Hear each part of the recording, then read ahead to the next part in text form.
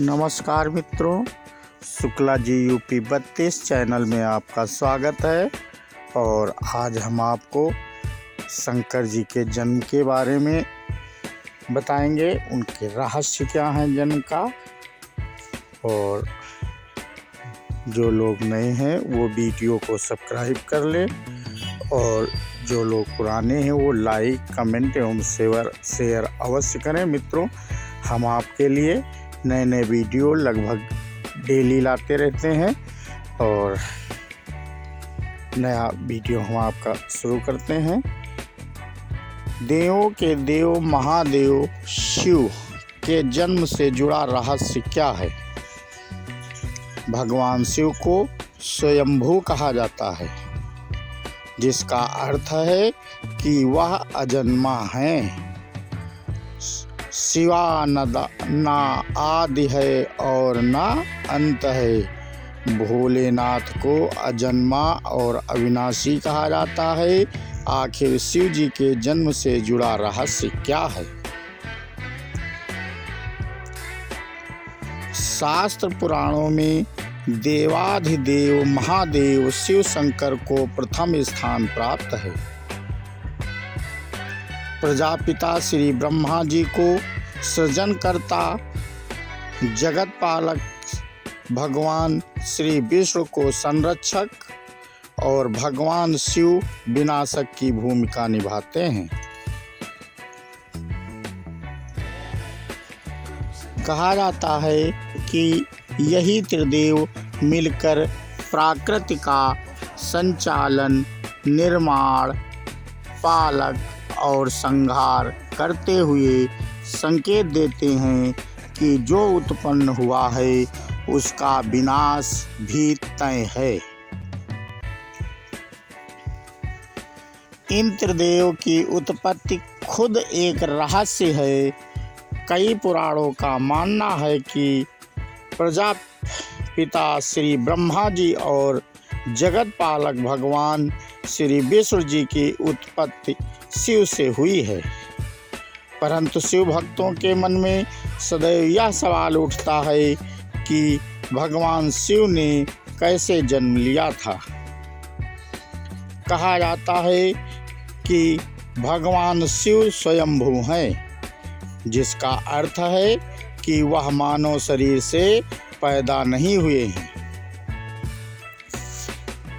जब कुछ नहीं था तो भगवान शिव थे, और सब कुछ नष्ट हो जाने के बाद भी उनका अस्तित्व सदैव रहेगा। भगवान शिव को आदिदेव भी कहा जाता है, जिसका अर्थ हिंदू माइथोलॉजी में सबसे पुराने देव से है, और वह देवों में प्रथम हैं।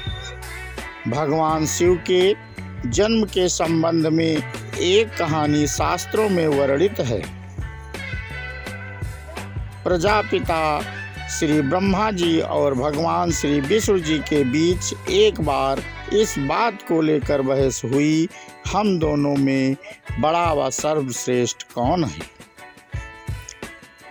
तभी श्री महादेव ने दोनों की परीक्षा लेने के लिए स्वयं एक रहस्यमयी खंभा का रूप ले लिया।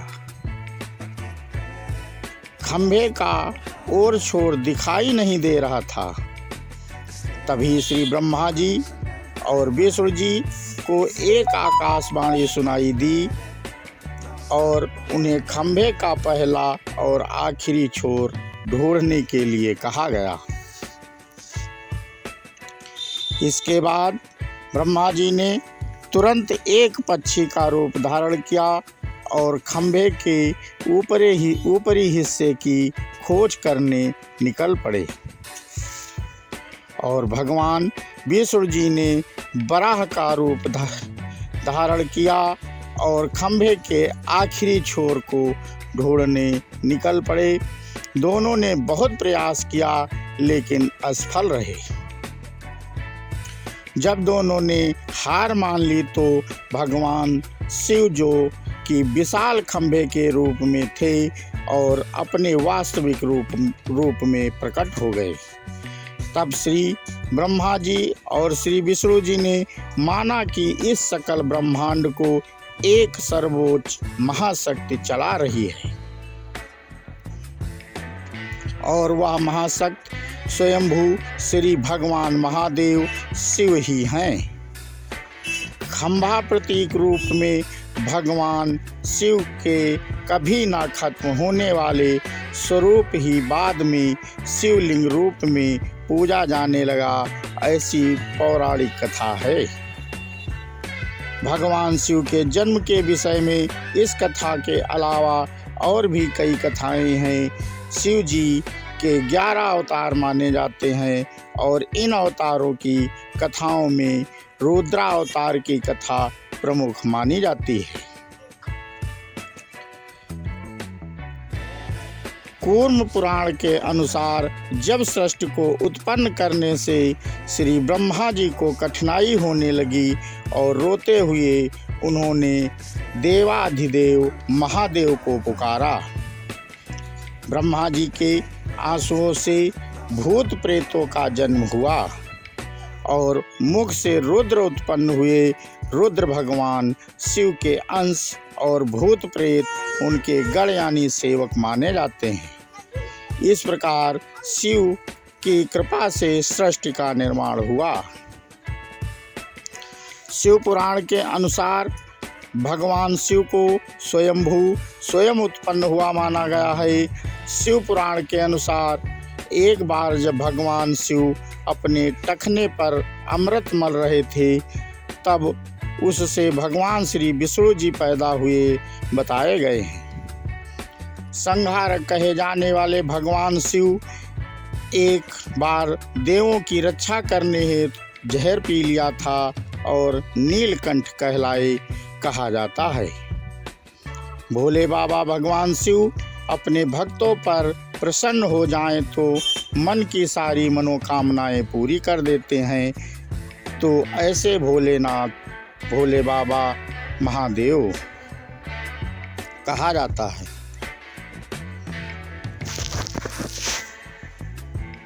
कि भगवान शिव स्वयंभू हैं, जिसका अर्थ है कि वह मानव शरीर से पैदा नहीं हुए हैं। जब कुछ नहीं था तो भगवान शिव थे और सब कुछ नष्ट हो जाने के बाद भी उनका अस्तित्व सदैव रहेगा।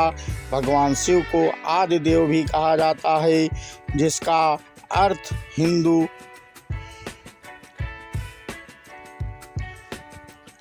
प्रजापति ब्रह्मा जी और भगवान विष्णु जी के बीच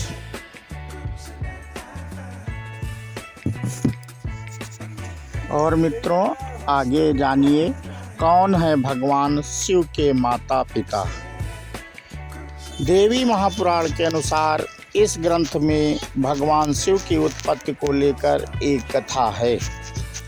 एक बार देव ऋषि नारद ने अपने पिता ब्रह्मा जी से पूछा कि इस संसार का सृजन किसने किया है।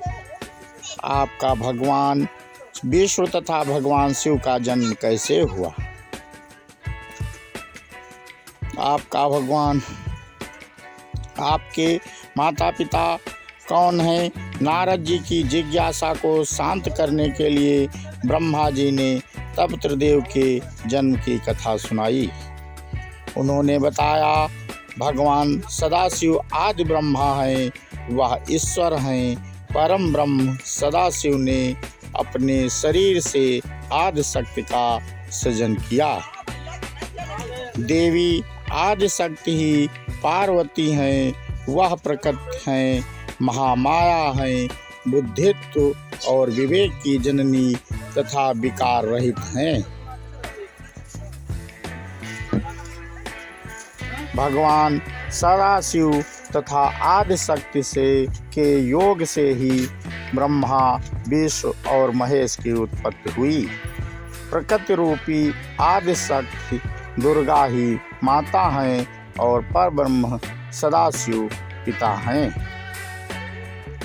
कथाओं के अनुसार एक बार ब्रह्मा जी तथा विष्णु भगवान में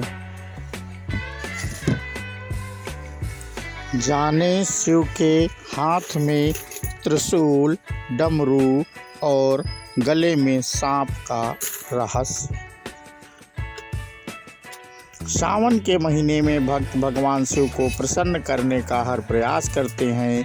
ऐसे में हम आपको भगवान शिव के त्रिशूल, डमरू, गले में सांप और चंद्रमा के सिर पर धारण करने के बारे में बताएंगे। भगवान शिव को सभी प्रकार के अस्त्रों के चलाने में महारत हासिल है। पौराणिक कथाओं में भगवान शिव दो प्रमुख माना गया है। भगवान शिव के धनुष का नाम पिनाक था, जिसे विश्वकर्मा ने ऋषि दधीच की अस्थियों से तैयार किया था। सृष्टि से आरंभ में ब्रह्मानंद से जब शिव प्रकट हुए तो उनके साथ रज, तम और सत गुण भी प्रकट हुए, यानी यही तीनों गुण शिव जी के तीन शूल यानी त्रिशूल बने।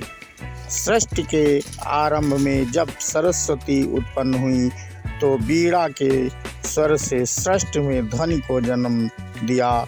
यह सुर और संगीत विहीन थी।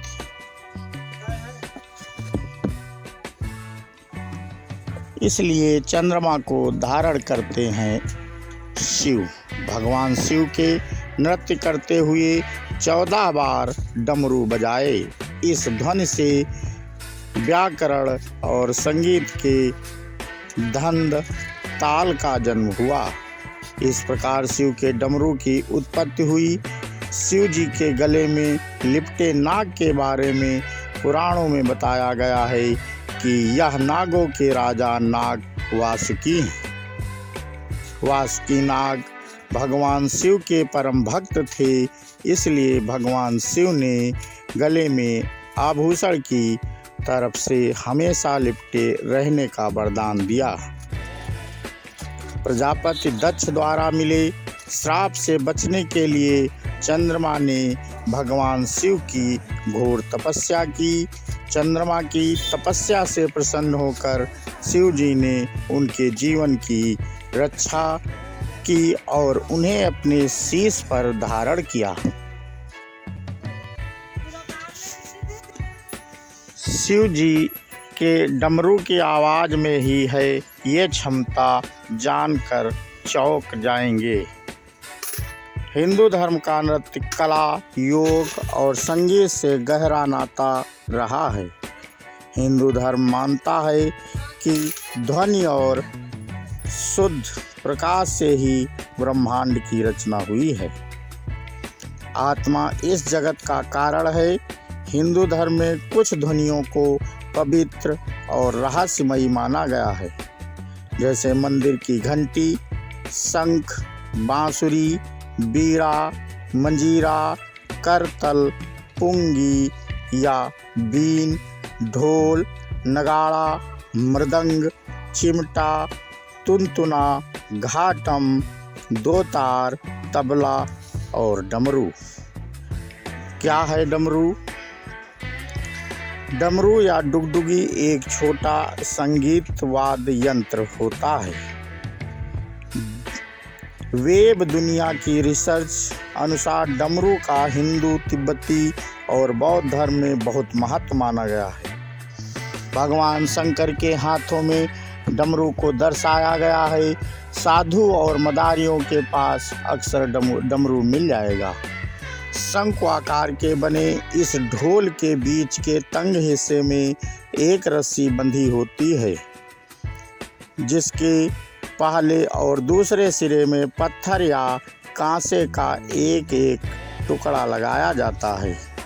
जब डमरू को बीच में से पकड़कर हिलाया जाता है तो यह डला टुकड़ा पहले एक मुख की खाल पर प्रहार करता है और फिर उलटकर दूसरे मुख पर, जिससे डुग डुग की आवाज़ उत्पन्न होती है। इसलिए इसे डुगडुगी भी कहते हैं। डमरू की 14 आवाज़ें। वेब दुनिया की रिसर्च के अनुसार जब डमरू बजता है तो उसमें से 14 तरह के साउंड निकलते हैं। पुराणों में इसे मंत्र माना गया है। यह साउंड इस प्रकार है: आई उड़, त्रिलक, ए ओड़, ए औच, है वरट, लड़, त्रमंड, डनम, भ्रज, भ्रज, भज, भंग, घड़, धस, जबगड, दस, खप, छठच, चट, तव, कयप, ससर, हल। उक्त आवाजों में सृजन और विध्वंस दोनों के स्वर छिपे हुए हैं। डमरू बजाने के लाभ।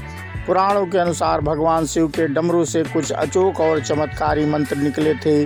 कहते हैं कि यह मंत्र कई बीमारियों का इलाज कर सकते हैं। कोई भी कठिन कार्य हो शीघ्र सिद्ध प्राप्त होती है। उक्त मंत्र या सूत्रों के सिद्ध होने के बाद जपने से सर्प बिच्छू के कांटे का जहर उतर जाता है, ऊपरी बाधा हट जाती है। माना जाता है कि इससे ज्वर, सनिता आदि उतारा जा सकता है। इस प्रकार मित्रों, शंकर जी के रहस्य हैं कुछ, लेकिन इस वीडियो में हम नहीं ला पाएंगे। अगला वीडियो बनाएंगे तो उसमें हम शंकर जी के रहस्यों के भी बारे में आपको जानकारी देंगे। बोलो जय श्याम रामचंद्र की जय, शंकर जी की जय।